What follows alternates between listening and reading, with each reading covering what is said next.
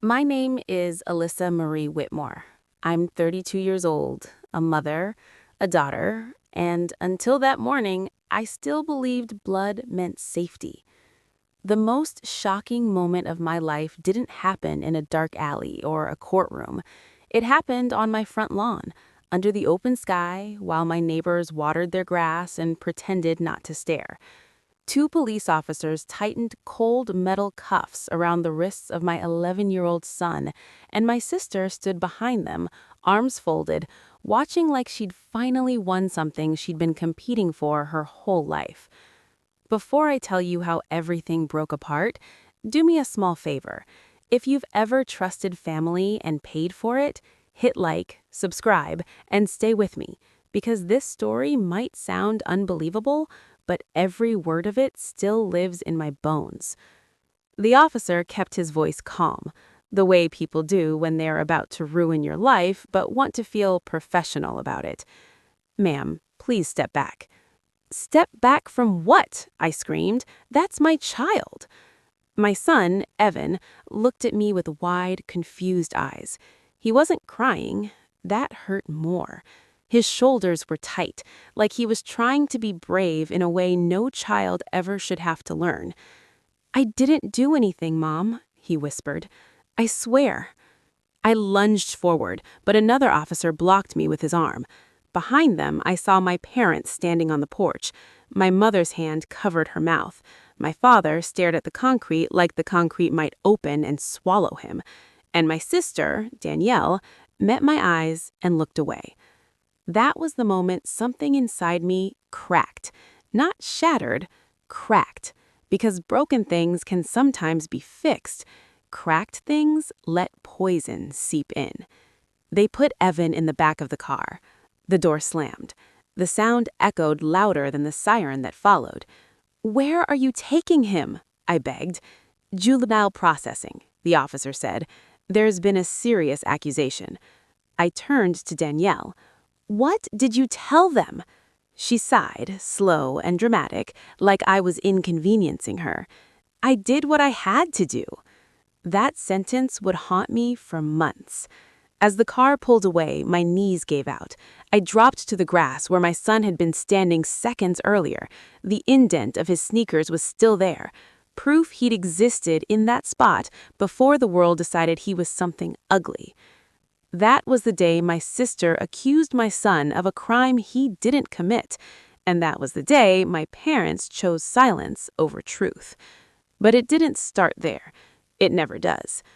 Growing up, Danielle was the sun in our family, and the rest of us revolved around her, whether we wanted to or not. She was 2 years older, louder, prettier in a way that demanded attention. Teachers loved her, relatives bragged about her. My parents built their world around her moods. I was the quiet one, the helper, the one who learned early that love was conditional and usually earned through usefulness. If Danielle cried, dinner stopped.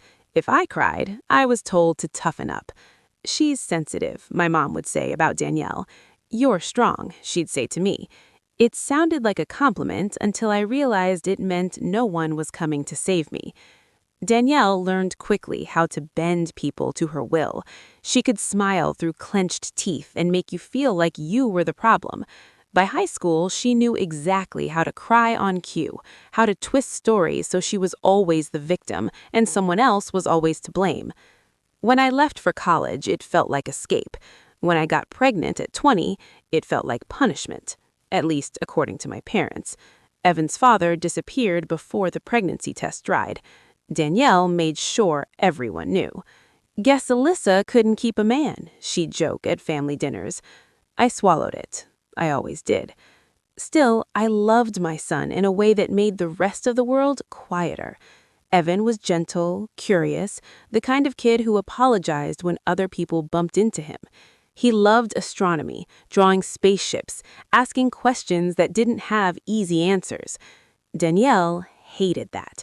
She never said it outright, but I saw it in the way her smile tightened whenever Evan hugged our parents, in the way she corrected him loudly, even when he wasn't wrong, in the way she rolled her eyes when anyone praised my parenting. "You're lucky he's easy," she once said. Some kids are just born bad. That sentence didn't make sense to me then. It would later. Things got worse when Danielle moved back home after her divorce. She came with bitterness packed neatly into suitcases and an anger she didn't know where to put. Evan and I were staying with my parents temporarily after my rent jumped and my hours got cut. I told myself it was temporary. I told myself family meant support. The house felt smaller with Danielle there, tighter. Conversations stopped when I walked into rooms. Doors closed softly but intentionally. Then, little things started disappearing. A missing 20 from my purse, Evan's tablet suddenly cracked. Danielle would shrug. Kids break stuff, she'd say. Or worse, maybe he took it. I defended my son every time. That made me the problem. You're too defensive, my mom told me. I act like he's a child, I said. Danielle started watching Evan the way people watch something they're waiting to fail. I noticed it, but I didn't understand it. Not fully. Not until the afternoon she offered to walk him home from school. He likes me, she said sweetly. We're bonding. That night, Evan barely touched his food. He picked at his plate, quiet in a way that made my chest ache. Everything okay? I asked. He nodded too fast. Aunt Danielle says I should be more honest. About what? He looked toward the hallway, then back at me. Nothing. That was the first time fear whispered to me. I didn't listen closely enough. 2 days later, there was a knock at the door. And the rest, you already know. But what you don't know yet is that Danielle didn't just accuse my son. She planned it. As I sat alone on the lawn after the police left, my phone buzzed in my hand. A text message from an unknown number lit up the screen. Check your email. You should see the report. My heart pounded as I stood up, grass stains on my jeans, hands shaking so badly I almost dropped my phone. I opened my email. Attached was a police report, detailed, specific, dates, times, behaviors no 11-year-old should even have words for. And at the bottom of the statement was a name I recognized all too well. Danielle Whitmore, reporting party. My parents came down the porch steps slowly, like they were approaching a wounded animal. We didn't know what to do, my mother said softly. I looked at them, really looked, and realized something terrifying. They had already chosen a side. I opened my mouth to scream, to beg, to demand answers, but before I could say a word, my phone buzzed again. This time, it was a message from Evan's school counselor. We need to talk immediately. And in that moment, standing between my silent parents and my smiling sister in the doorway, I understood something chilling. This wasn't over. It was just beginning. The counselor's office smelled like lemon wipes and old carpet, the kind of place that pretended to be safe by keeping everything neutral. Beige walls, beige couch, beige voice when she spoke my name. Elissa, please sit. I didn't sit. My legs felt like borrowed parts, attached to someone else's body. My phone was still open in my hand. The police report burned into my vision like something I'd stared at too long. Where is my son? I asked. She folded her hands. Evan is with a juvenile intake officer. He's physically safe. Physically. That word landed wrong, like a trapdoor opening under my ribs. You let them take him from school, I said. Her eyes flicked away for half a second. We were contacted by a family member expressing serious concern. By law, we had to report it. A family member, I repeated, my voice thin. You mean my sister. She didn't correct me. I sat then, not because I wanted to, but because my knees finally gave up pretending they could hold me. The couch swallowed me whole. I pressed my palms into my thighs to keep them from shaking. What exactly did she say? I asked. The counselor reached for a folder, thick, too thick. When she opened it, I saw pages, typed statements, printed screenshots, notes scribbled in blue ink. She reported ongoing inappropriate behavior, the counselor said carefully, and she provided evidence. I laughed. The sound startled even me. It came out sharp and broken, like glass snapping. My sister couldn't even keep a plant alive. You think she suddenly became an expert on children? The counselor's face tightened. Miss Whitmore, denial is a common— Don't, I snapped. Don't you dare. She paused. I could tell she wasn't used to mothers who pushed back. Mothers like me were supposed to crumble, apologize, accept whatever label was slapped onto our kids, and quietly disappear. Can I see it, this evidence? She hesitated, then slid the folder across the desk. My fingers felt numb as I flipped through the pages. Screenshots of text messages supposedly sent from Evan's tablet. Conversations filled with words my son had never used in his life. Phrases too adult, too calculated. Timestamps that didn't line up with when he was home or awake. And then I saw it. A message sent at 11:43 p.m. on a school night. I looked up slowly. My son goes to bed at 9. The counselor blinked. Children sometimes hide. No, not Evan, and not that night. I was sitting next to him. We were watching a documentary about Mars. Her mouth opened, closed. I flipped another page. A note written in Danielle's handwriting. I knew it by heart. Looped D's, sharp Y's. She'd written grocery lists like this, birthday cards, notes asking me to cover for her when she missed curfew as a teenager. I've been watching him closely. I've noticed signs for a while. Alyssa is blind to it. My chest burned. I know she's lying, I said quietly, and she planned this. The counselor leaned back, studying me the way people do when they're deciding whether you're sane enough to be believed. Miss Whitmore, why would your sister do this? The answer rose up instantly. Because she always has. But I didn't say that. Instead, I said, because she needs to be the victim, and because my parents let her. When I left the school, the sky had gone gray, that heavy, pressed-down gray that made everything feel smaller.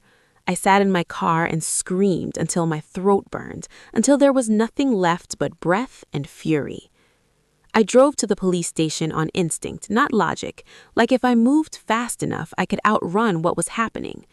They wouldn't let me see Evan. Not yet, the officer said. There's a process. I'm his mother, I said. He's 11. Ma'am, please lower your voice. I didn't remember raising it.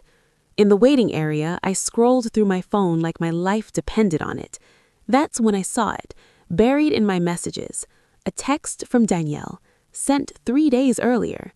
If you don't get Evan under control, I will. My hands went cold.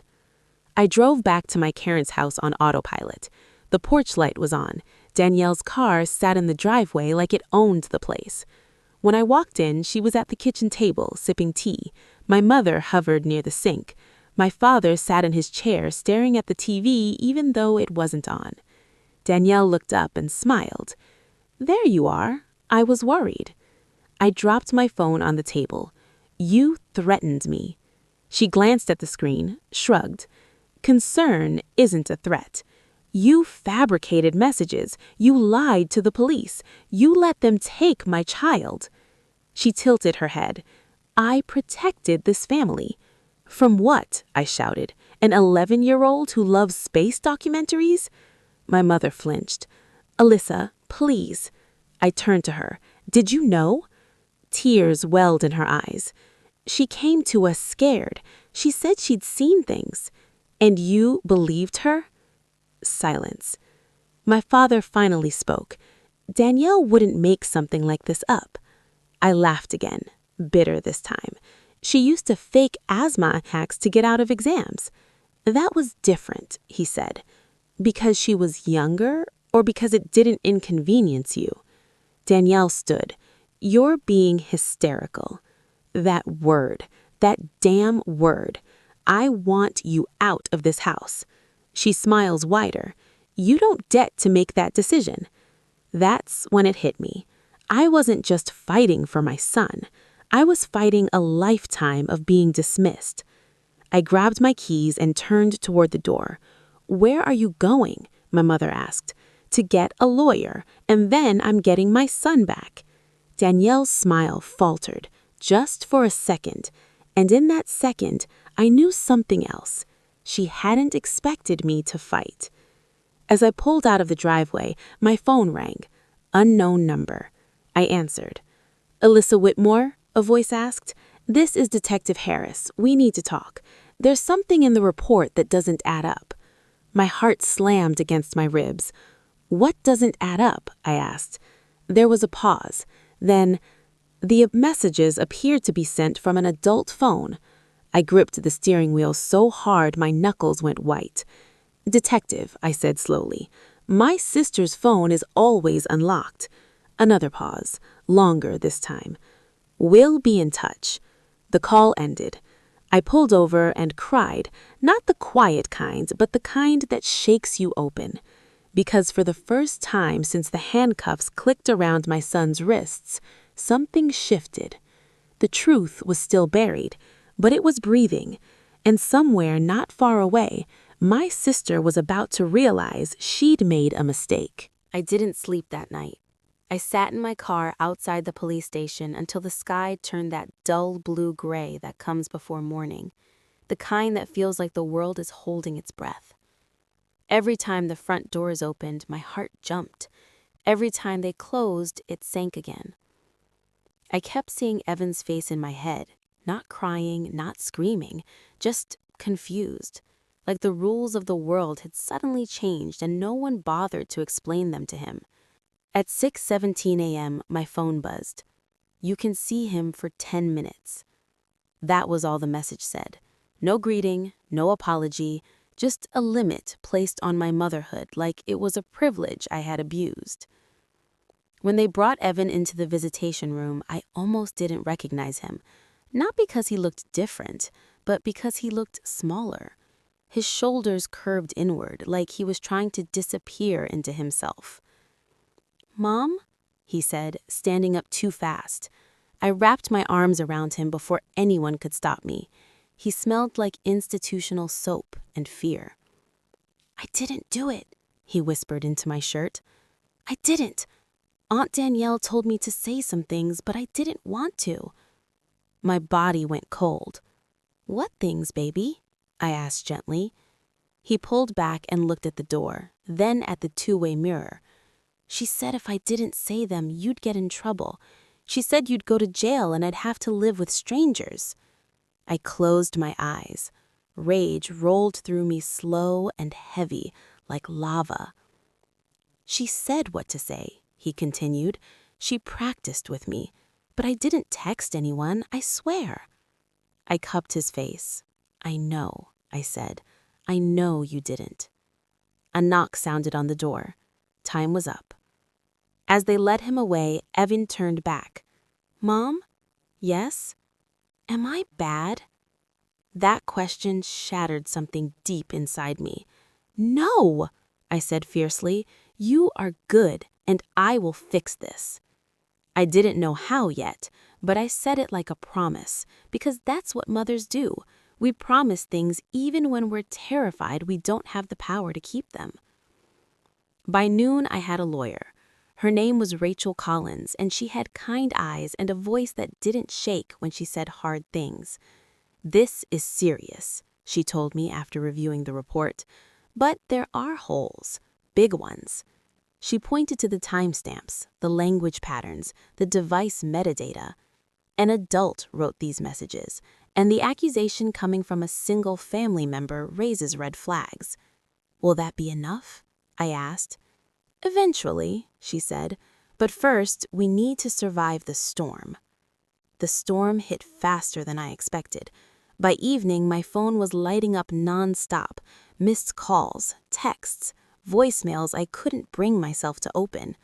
Someone had posted about it, a vague Facebook status from Danielle's friend. "When you know, you know. Protect children, even from family." No names, no details, just enough poison to let people fill in the blanks themselves. Neighbors stopped waving. Parents pulled their kids closer when I walked by. The grocery store felt like a courtroom. When I went back to my parents' house to pack my things, the air inside felt hostile, like it had chosen a side. Danielle sat on the couch, scrolling on her phone.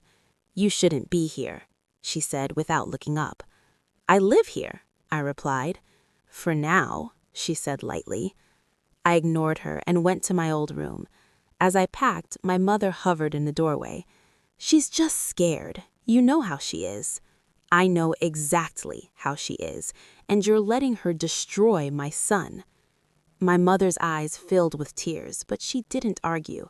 That hurt more than if she had.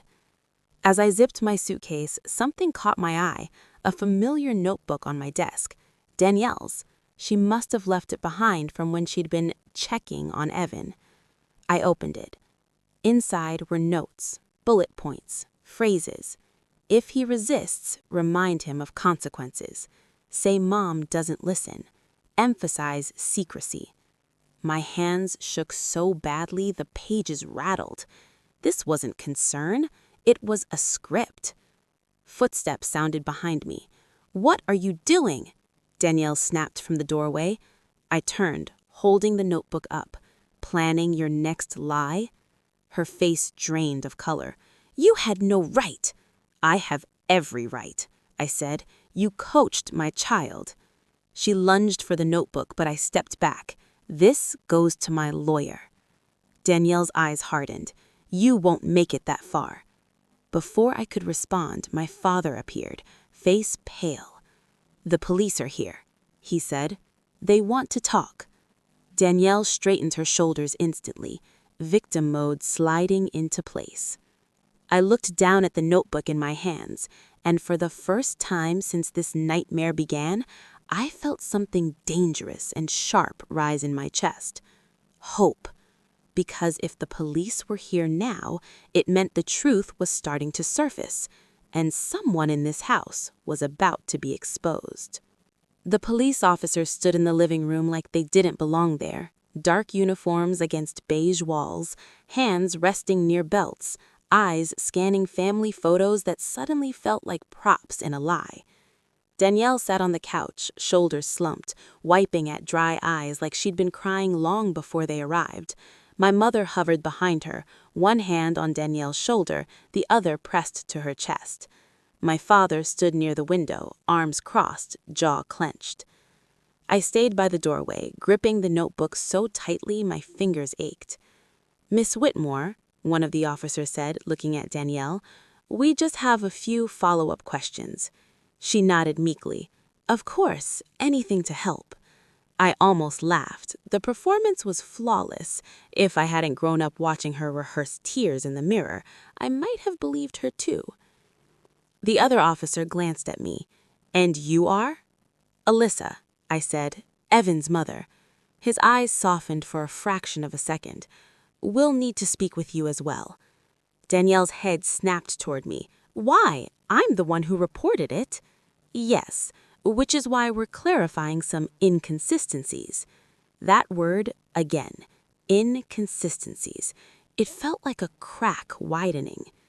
They asked Danielle about the texts, when she first saw them, how she accessed Evan's tablet, why she didn't tell anyone immediately. She answered smoothly, but not smoothly enough.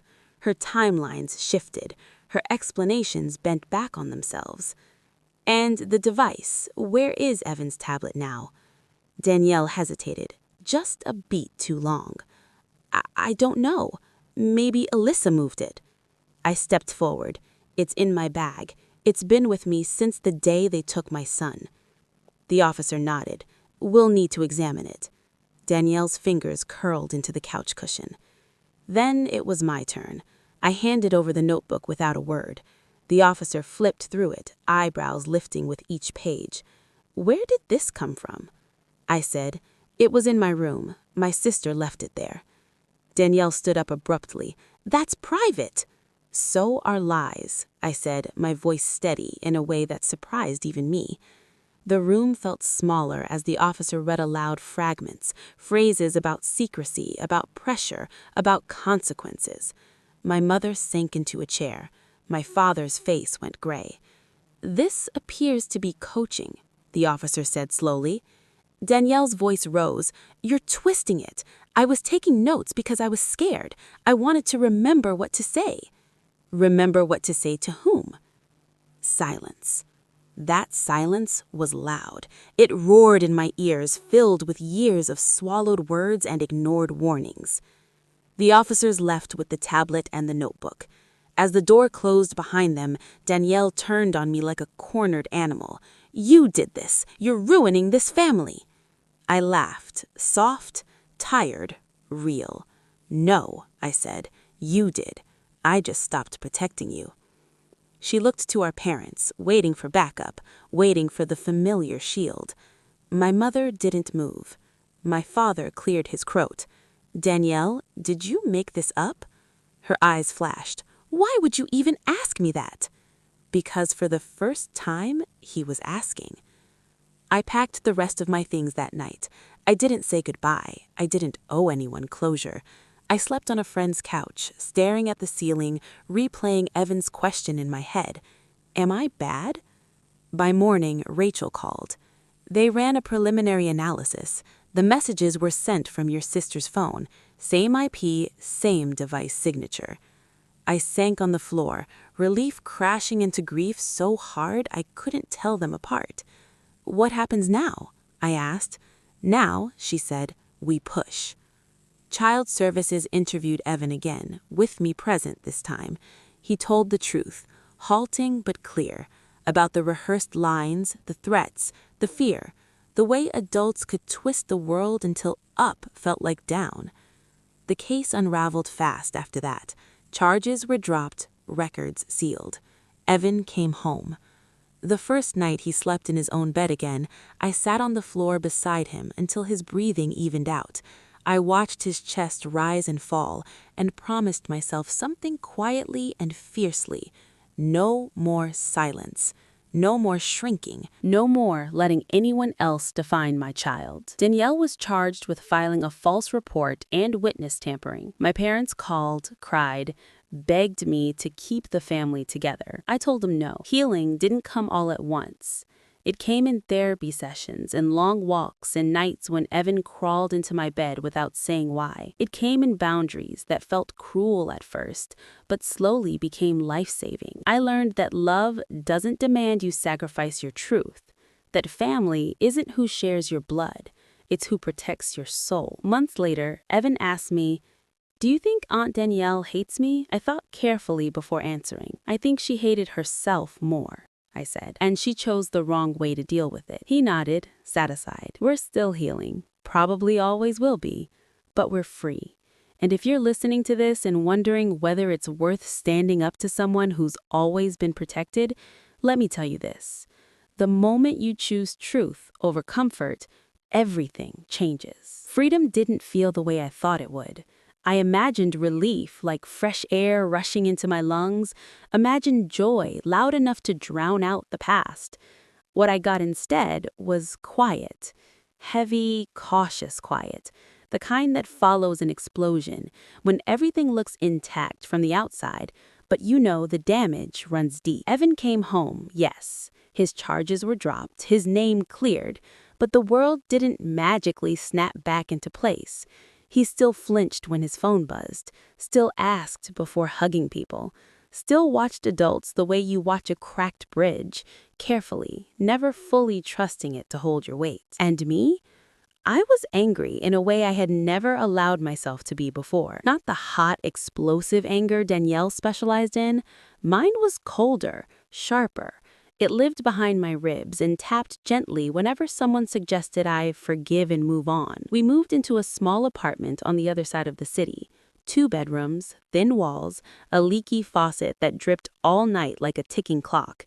It wasn't much, but it was ours. No surprise inspections, no whispered conversations behind closed doors. No one watching my son like they were waiting for him to fail. The first night there, Evan stood in the doorway of his room, clutching his pillow. "Can I sleep with you?" he asked. "Of course," I said without hesitation. He crawled into my bed, curled against me like he used to when he was little. I stared at the ceiling long after he fell asleep, thinking about how close I'd come to losing him. Not physically, but something worse. His belief that the world was safe, that adults were fair, that truth mattered. A week later, the calls started again. My mother first, then my father, then an aunt I hadn't spoken to in years. "We're family," my mother cried over the phone. "We should talk." "What would you like to talk about?" I asked calmly. She hesitated. "Healing." I almost laughed. "No," I said. "You want forgiveness without accountability." "That's not fair," she said quickly. "It's very fair," I replied. "You watched my son get taken away and did nothing." Silence stretched between us. "She's sick," my mother finally whispered. "Danielle needs help, so did Evan. And you chose her." I hung up before she could respond. That night, Evan asked why Grandma hadn't come to see him. "Because sometimes," I said carefully, "adults make choices that hurt other people, and until they understand that, it's okay to take space." He thought about that for a moment. "Like a timeout?" I smiled sadly. "Yes, like a timeout." But the universe wasn't done testing us. 2 weeks after we moved in, Evan's school called. "Nothing serious," the principal said quickly. "We just have some concerns." My stomach dropped instantly. Trauma teaches you that danger doesn't announce itself, it whispers. "What kind of concerns?" I asked. "There's been talk from other parents." Talk. That word again. Vague, poisonous. When I arrived at the school, I felt eyes on me. Parents who used to smile now looked away. A woman I recognized from PTA meetings pulled her daughter closer as I passed. The principal closed the door to her office. "We've had some parents express discomfort." "About what?" I asked, though I already knew. She folded her hands. "Given what happened, they're worried." "He was cleared," I said firmly, "completely." "Yes, but perceptions can linger." That sentence lit something feral inside me. "You're talking about an 11-year-old child who was falsely accused." "We understand that," she said quickly, "but you know how communities can be." Yes, I did. On the drive home, Evan stared out the window. "Why does everyone look at me like that?" he asked quietly. I gripped the steering wheel. "Because some people listen to rumors instead of facts." "Did I do something wrong?" he asked. There it was again, that question. I pulled over, turned to him, and held his face in my hands. "No," I said, "and I need you to believe that." He nodded, but his eyes didn't fully relax. That night, as Evan slept, I checked my email. Buried between spam and overdue bills was a message that made my blood run cold. From an unfamiliar address. "You should have stayed quiet. Some mistakes follow you forever." No name, no signature. Just a threat dressed up as advice. I forwarded it to Rachel. Her response came fast. "Do not engage. We'll trace it." I didn't tell Evan. He deserved a few hours of peace. But as I lay in bed staring at the shadows on the wall, a terrifying thought crept in. Danielle might have been exposed, but the damage she caused was still spreading. And somewhere out there, someone still wanted us to stay afraid. Fear has a sound. It's not loud, like screaming or sirens. It's quieter than that. It sounds like your phone vibrating at midnight, like footsteps outside your door that stop when you hold your breath, like your child asking the same question over and over because the answer never seems to stick. The email sat in my inbox like a live wire. Even after Rachel confirmed it came from a burner account, I couldn't shake the feeling that we were being watched, not followed exactly, but observed, judged, waiting for us to mess up. The next morning, Evan didn't want to go to school. "I don't feel good," he said, pressing a hand to his stomach. I knew that feeling, anxiety wrapped in a child's words. "You don't have to go today," I said gently. Relief flooded his face so fast it made my chest ache. We spent the day together instead. Pancakes for lunch, a documentary about black holes. For a few hours, the world stayed outside our walls. Then there was a knock at the door. I froze. Evan looked at me, eyes wide. "Mom?"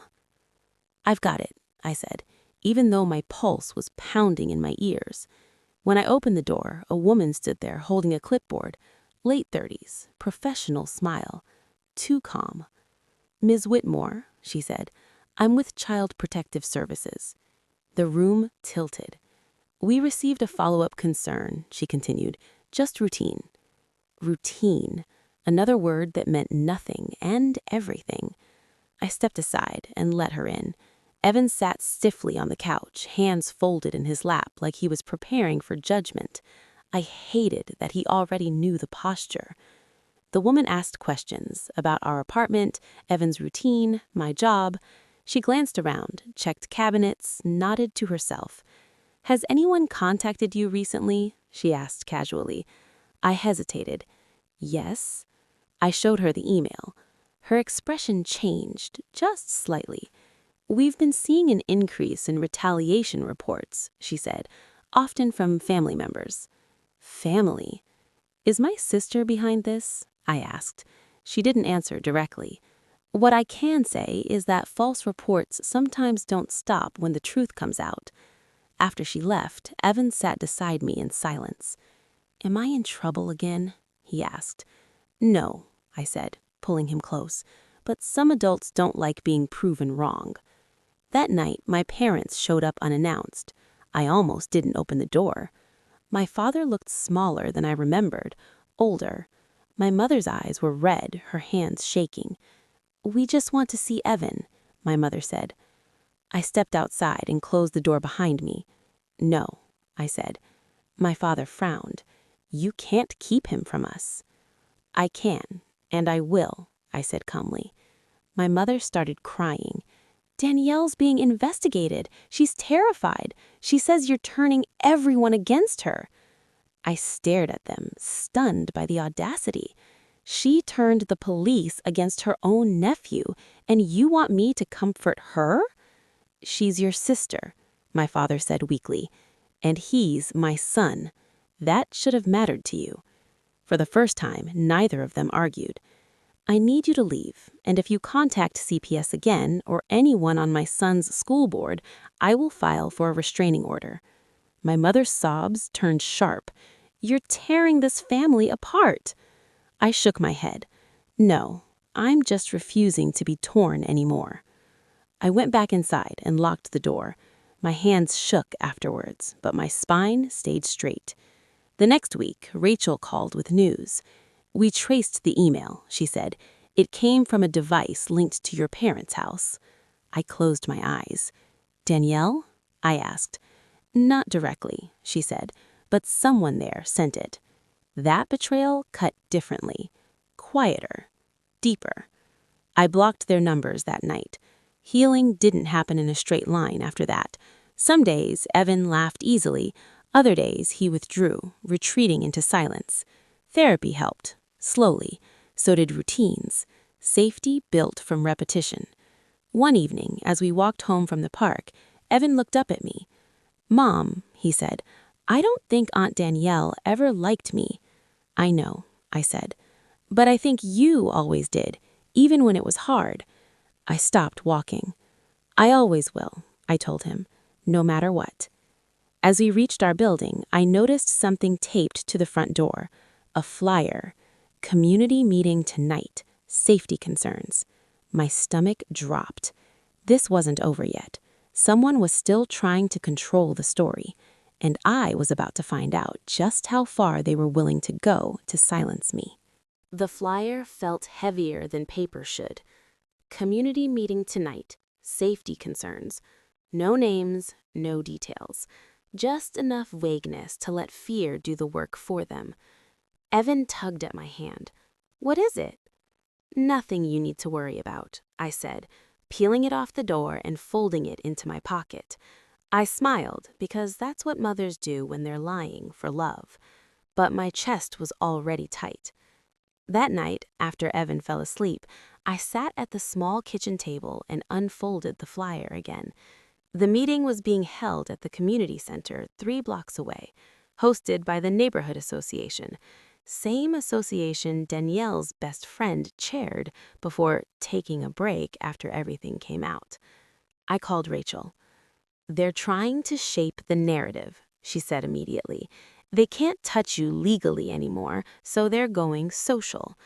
"What do I do?" I asked. "You show up," she said, "and you don't go alone." The room was already full when we arrived. Rows of folding chairs. People murmuring in low voices. I felt eyes follow me the moment I walked in, some curious, some judgmental, some already convinced they knew who I was. Evan stayed home with my friend Marissa. He didn't need to hear this.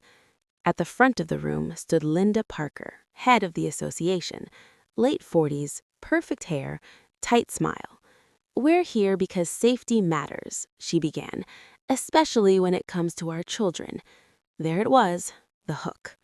She spoke in circles about vigilance, about trust, about how recent events had shaken the community. She never said my name. She didn't have to. Heads kept turning toward me anyway. Then she opened the floor. A woman stood up. "I just think parents deserve to know when there's been history." My heart pounded, but I stood. My son was falsely accused. The charges were dropped. The accuser is under investigation. A ripple moved through the room. "That doesn't erase what happened," another voice said. "What happened," I replied, "was a lie." Linda raised a hand. "Let's keep this respectful." I laughed softly. Respectful would have been not dragging an innocent child's name through a room full of strangers. Silence fell. Then a man near the back spoke. "Why should we believe you?" I reached into my bag and pulled out copies Rachel had prepared, official documents, stamped and sealed. "Because the law does," I said, placing them on the table at the front, "and because truth doesn't need whispers to survive." People leaned forward, read. Murmurs changed tone. Linda's smile cracked. As the meeting ended, a few parents approached me quietly, apologetic, ashamed. "I didn't know," one woman said. "I should have asked questions," another whispered.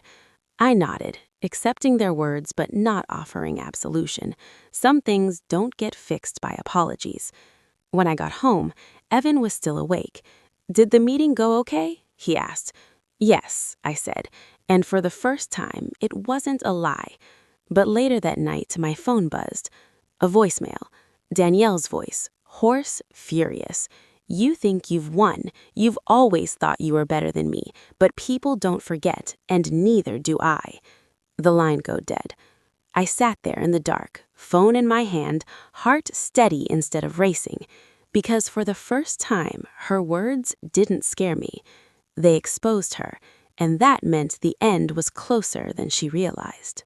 Life after Danielle's exposure was quieter, but quieter didn't mean easy. The world doesn't instantly forget betrayal, and people who had once been neutral or worse, complicit, still needed time to see the truth. Evan and I settled into a routine. School mornings were calm, with pancakes and cartoons instead of tension-filled arguments over bedtime or homework. Nights were filled with bedtime stories and whispered dreams about the future. Asteroids, astronauts, planets yet unnamed. Every laugh, every question from him felt like reclamation of the childhood she had tried to steal. But the shadows lingered.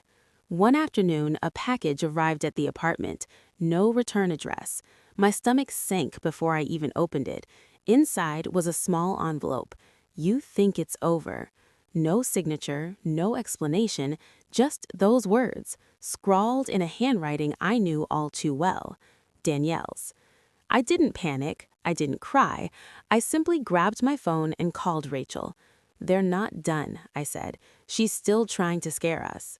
"We'll handle it," Rachel assured me, "but you need to stay calm.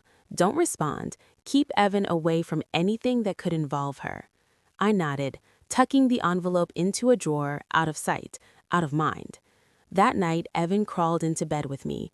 "Mom," he whispered, "do you think Aunt Danielle will ever like me?" I kissed his forehead. "No, baby, but that's okay. You don't need her to like you. You have me, and that's enough." He smiled, and I let the moment settle like sunlight spilling through our curtains. The next morning, the phone rang. It was my parents. "Please, Alyssa," my mother's voice trembled. "Can we talk? We want to apologize for everything." I paused. The words felt foreign, heavy with emotion I wasn't sure I could process. "I'm listening," I said finally. They came over. The conversation was long, awkward, raw. They admitted their mistakes, how they let Danielle manipulate them, how they failed to see Evan's innocence, how they had chosen comfort over truth. Tears flowed, but so did accountability. For the first time in years, I saw them not as enablers, but as people capable of change. I didn't forgive them fully, not yet, but I began to understand the difference between apology and absolution. Meanwhile, Danielle's legal battles dragged on. She was cut off from contact with Evan, forced to attend court-mandated therapy, and her manipulations documented for the record. The threat she had once represented shrank into something manageable, something contained. One evening, as I tucked Evan into bed, he looked at me seriously. "Mom, do you think I'll ever forget what happened?" I said, "Probably not, but you'll remember that you survived it, that you're stronger than anyone who tried to hurt you." He nodded, eyes shining. "I want to be brave like you." My heart swelled. "You are, baby. You already are." We leaned back against the pillows, and for the first time in what felt like a lifetime, the apartment felt like home, safe, warm, ours. I realized then that the ultimate victory wasn't punishment for Danielle. It wasn't even public vindication. It was the reclamation of our lives, the reclamation of our peace, the knowledge that no one could take that from us unless we allowed it. And in that quiet, ordinary moment, I learned a lesson I hoped to carry forever.